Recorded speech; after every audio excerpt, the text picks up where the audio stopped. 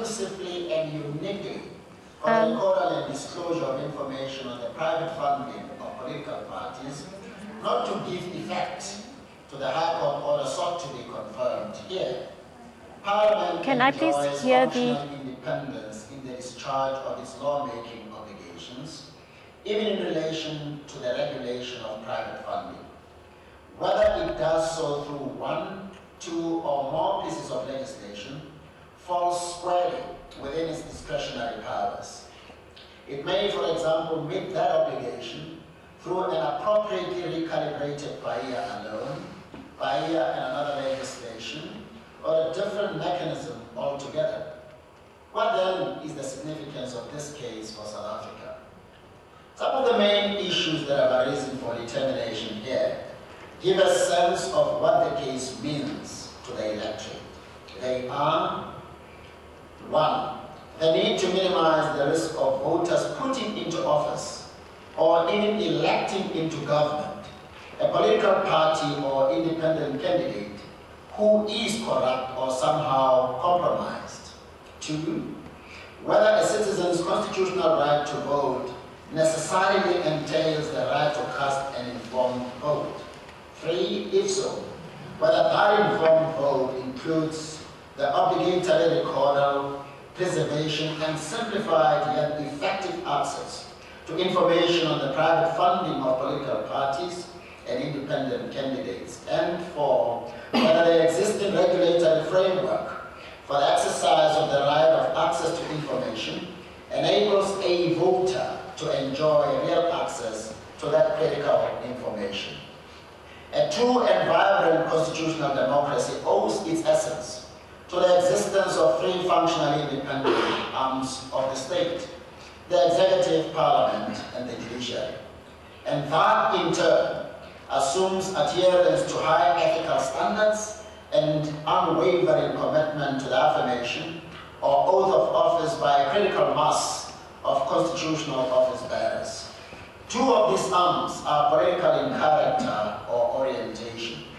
Consistent with this reality, the architectural design of our constitutional democracy requires that leaders in these arms first be elected by the populace before any of them, including the head of state, may be elected by fellow members in the different legislative bodies to become a leading constitutional office bearer.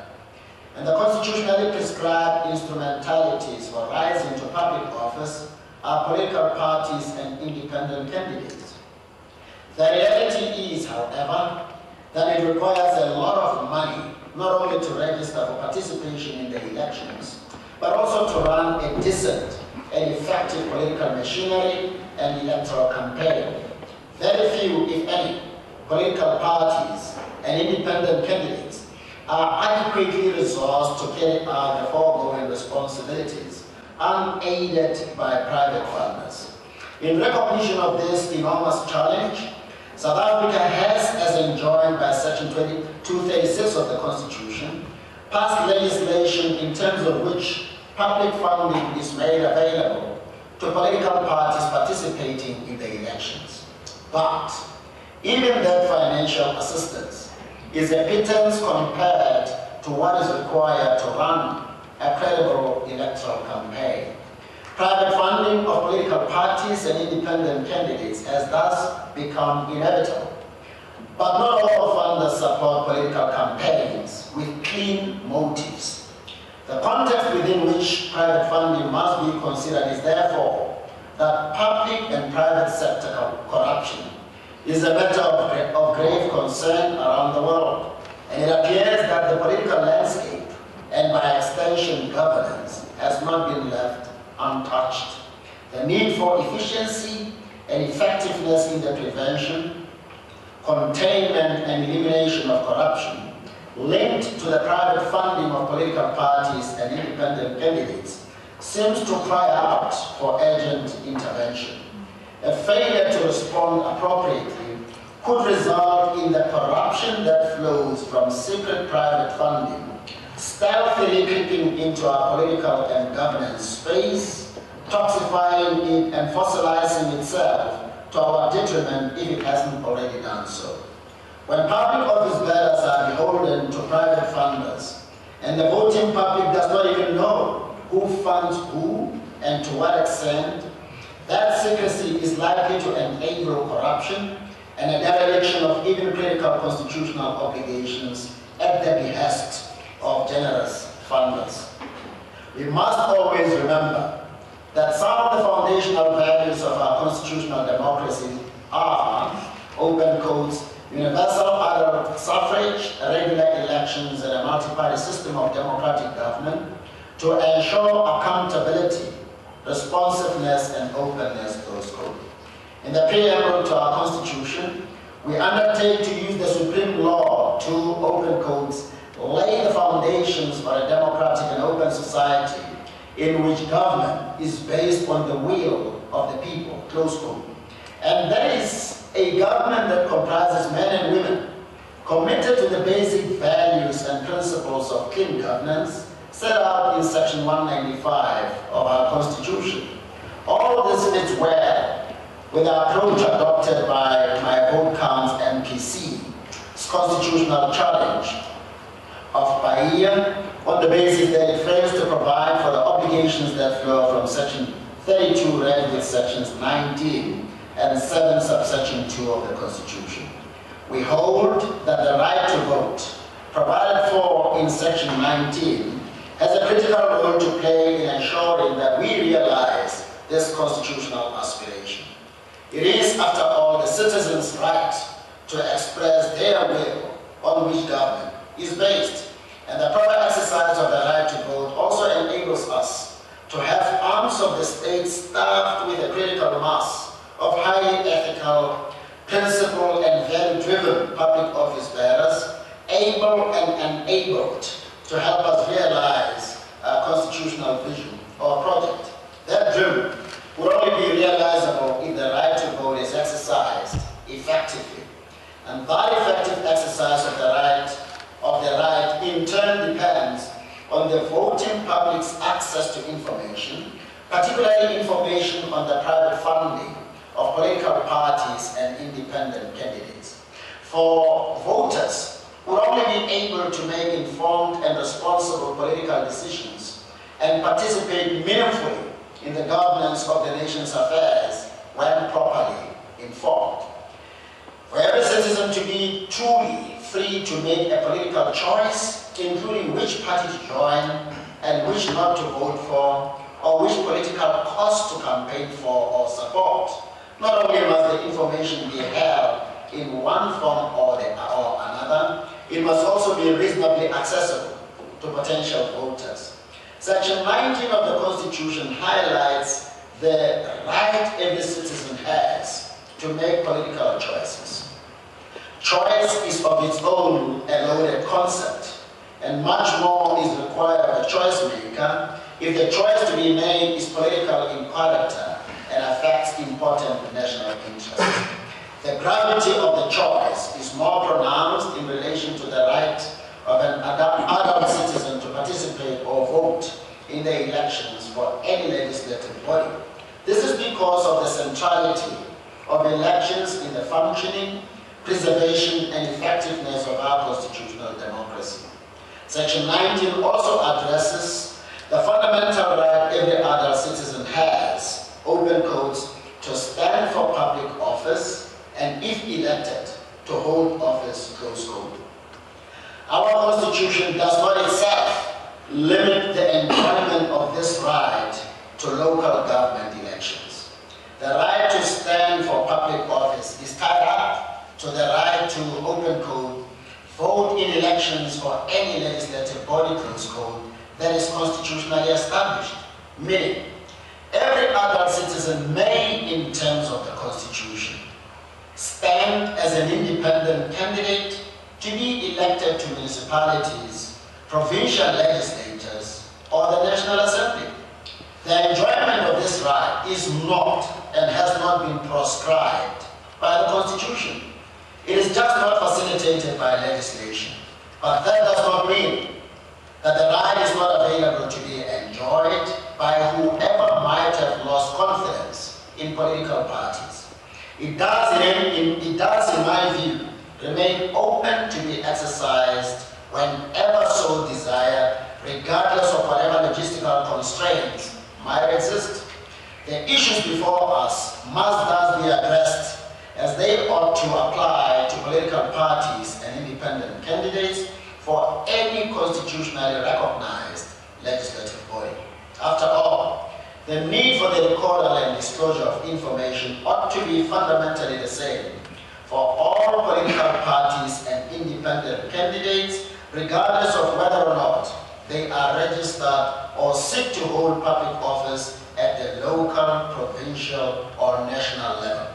And the parties in this matter have all grounded their contentions on the Constitution.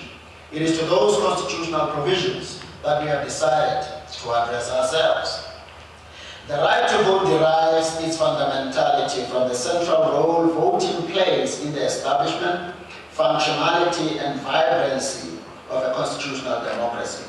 It is a prerequisite for the very existence of the legislature and the executive at all levels of the state, and the proper exercise of that right is so critical to the coming into being of our political arms of the state and the effective and efficient functioning of the entire state machinery that the need for transparency and accountability from those seeking public office is self-evidently more pronounced.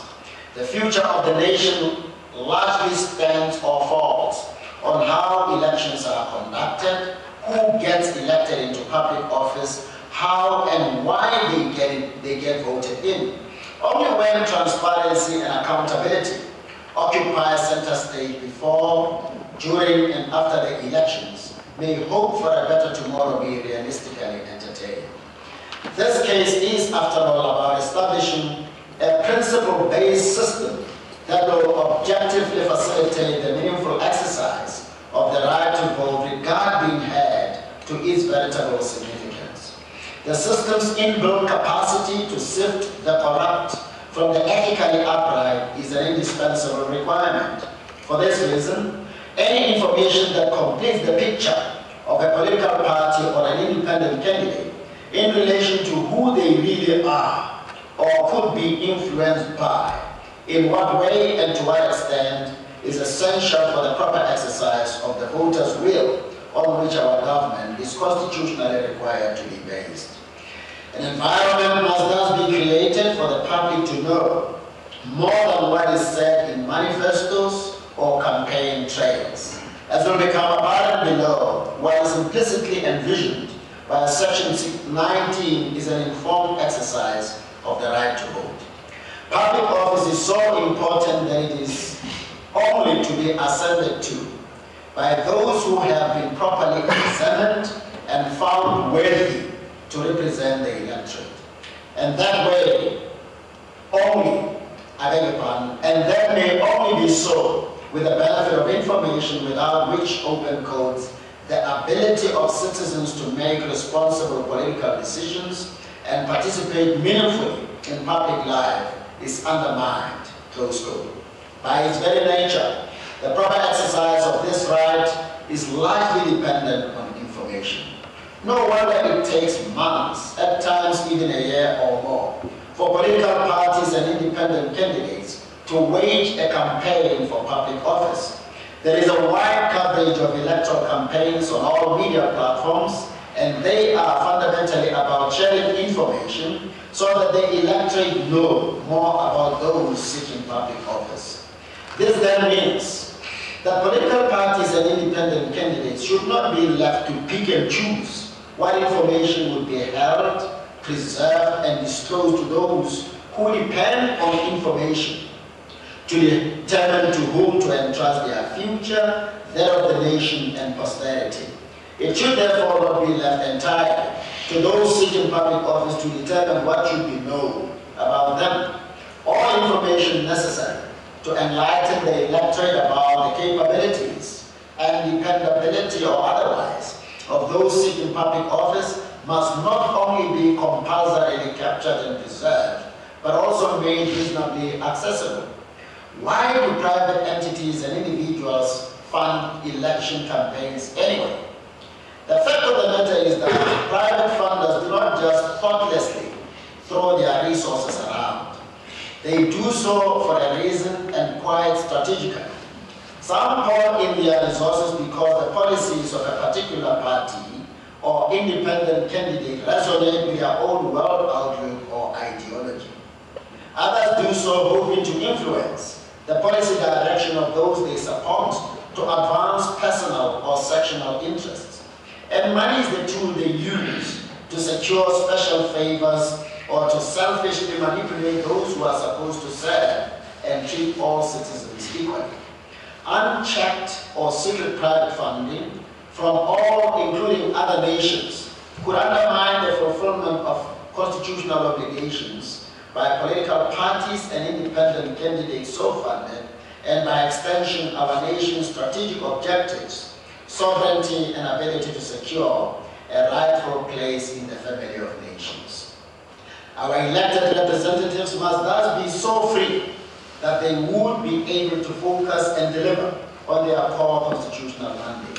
They cannot help build a free and open society if they are not themselves free of hidden potential bondage or captivation. The cumulative effect of these responsibilities yield an outcome that requires of the state to pass legislations that provide for the recorder, preservation, and reasonable accessibility of information on private funding. If these principles were not infused into our constitutional jurisprudence, it would be very difficult to give real meaning to the right of access to information within the context of the right to vote. The role of transparency and accountability that are essential for rooting out the corruption that could be enabled by undisclosed private funding reinforces the need to record, preserve, and disclose. A reasonably accessible or disclosable record in this connection thus needs to be kept and not destroyed at the discretion of the holder.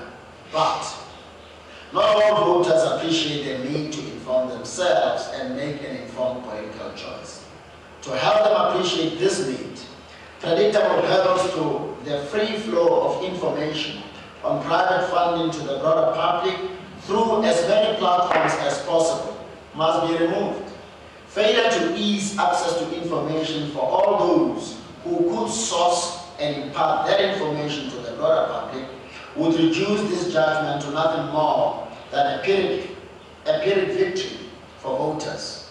To give substance to access to this information, clarity is required as to just how reasonably accessible it is, even to those who do not need it for voting, but for the education of the voting public. Contestants for public office ought to have virtually unrestrained access to information on the private funding of one another. This way, they will be able to use it to expose and eliminate corruption or the appearance of corruption tied up to funding. Similarly, the extensive reliance on the media by those seeking public office and the voting public demands that information on private funding also be available not only to political parties but also to the media. And not to be left out is the academia, for the latter are a resource widely used to either provide political advice or critical political analysis on all forms of media platforms. To do that, they need reasonable access to information on the funding of political parties. But a proper basis must be laid for that information to be made just as accessible to them. It must thus be demonstrated that they too require that information open codes for the exercise or protection of any rights, close quote. It would be disingenuous of a political party, a media outlet, or an academic to rely on Section 19 as if they need information to exercise the right to vote, when in fact the information is required for the exercise or protection of another right or rights. Integrity is key and must be facilitated here, and Section 16(1) of the Constitution lays a solid basis for political players, non-governmental entities, and the academia and the media to have reasonable access to it. It is an omnibus provision so wide that it appears incapable of leading any willing passenger behind. In a political environment like elections, information on funding is needed by party members or supporters of a political cause to recruit, campaign, and generally impart information or ideas. All of them, including NGOs, the media, and academia, need to receive information relevant to voting to in turn be able to impart and cause others to receive processed information from them. These are rights open to them to exercise or protect. The state's constitutional obligation to ensure that this information is not deceptively or selectively recorded, is preserved and reasonably accessible to voters also extends to all, especially information disseminating and public interest advancing establishments. We conclude that BAHIA is constitutionally deficient because it does not provide that, 1, information on the private funding of political parties and independent candidates be recorded and preserved, 2, that it be reasonably accessible to the public, and 3, that independent candidates and all political parties are subject to its provisions. Additionally, it suffices to say that no compelling reasons exist to justify these limitations. In effect, we say that the recordal and preservation of information on the private funding of political parties and independent candidates, as well as reasonable access, must be institutionalized. This is because that information ultimately helps determine whether those elected would handle the bread and butter issues of the public well. The information must, so to speak, be free-flowing. It cannot be emphasized enough that it would be erroneous to construe Section 32 as conferring an absolute or blanket entitlement to seekers of any information required from whomsoever for the exercise or protection of all rights. The ease with which it is made accessible ought to depend on the nature of the right whose exercise or protection is sought to be facilitated. If that right self-evidently requires particular information to be properly exercisable, then a person or entity in need of it does not always have to explain the need. The right to vote is one such example. It is intrinsic to its proper enjoyment and its essentiality that all information that could reveal the potential disadvantage that private funding could bring about be recorded and easily or reasonably accessible. It is enough to lay down a principle that requires the state to ensure that the information be recorded, preserved, and disclosable in a reasonably accessible manner, and that it is not to be paid for. Millions of voting South Africans are unemployed, and even those who are employed need every run they earn to meet their basic necessities. Those who stand to benefit from these people's vote or participation in the elections ought to be agreeable to a regulatory framework that facilitates the recordal, preservation, and reasonable access to information that could shed more light on who they really are and whose favors they might have to return. That information is indeed essential for imparting information and voting. More importantly, it remains the primary duty of the state to ensure that it facilitates access to information that would enhance the enjoyment of fundamental rights. For this reason, the nature of the information on private funding is such that Parliament might, if so advised, impose on the state itself or any of its organs the duty to hold, preserve, and disclose that information so that voters may have ready or reasonable access to it. No information on private funding of political parties or independent candidates may be unheld or unrecorded or destroyed at the discretion of the holder and therefore undisclosable. This must, however, not be understood to be a definitive pronouncement on whether it would be justifiable for Parliament to include or exclude the recordal and disclosure of some information on, say, 10 rand contributions or the cleaning of offices or premises for free by one or more people. It is arguably an incredibly tedious exercise to have to record and disclose every quantifiable assistance or support given to a political party or independent candidate, however negligible. Jurisprudence in one of the older democracies singles out for special attention large contributions and expenditures and most generous supporters. That said, whether they should be required to record and disclose any and every help is a matter best left to Parliament to reflect and decide on. Our duty is to articulate the unfulfilled obligation in broad terms, but with sufficient clarity to give Parliament a fair sense of what is required of it. We may do so no more than, we may do no more than provide broad guidelines on what could be considered by parliamentarians in developing a fitting regulatory framework on private funding. The fundamental principle that must be underscored here is that information on the private funding of political parties and independent candidates must be held or recorded, preserved, and reasonably accessible. It is also necessary to mention that we, unlike the High Court, have decided not to suspend the order of invalidity. We explain in some detail that it is not in every case that an order of constitutional invalidity is to be suspended. Guidelines as to when to do so and when not to do so are set out in the judgment. In a concurring judgment, Froneman J. explained that access of any new legislation, I beg your pardon, I'll read it again. In a concurring judgment, Froneman J. explained, one, that aspects of any new legislation not at issue in this case might have to be dealt with in future. Two, why the recording and disclosure of information pertaining to the private funding of political parties must be systematic and continuous.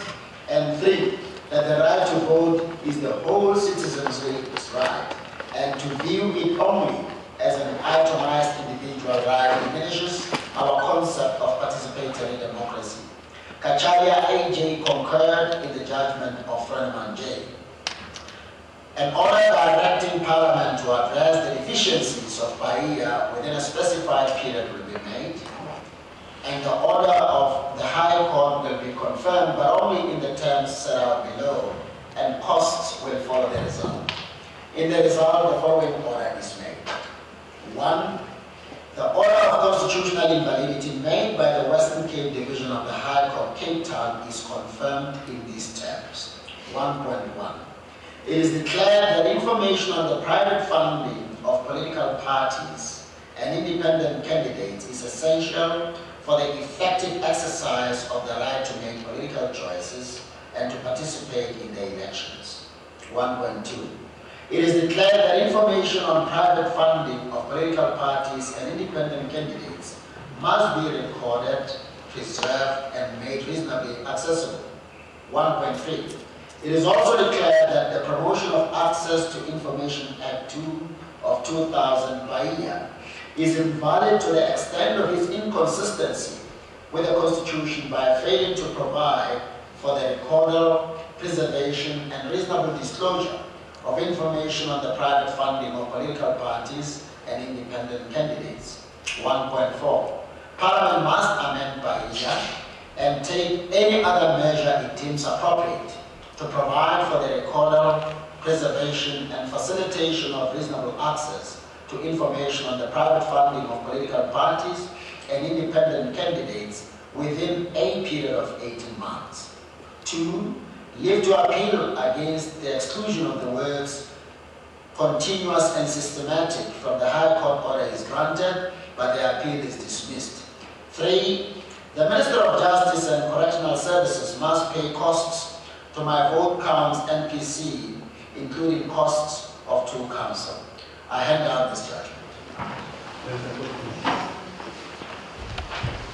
Please rise. Court adjourned.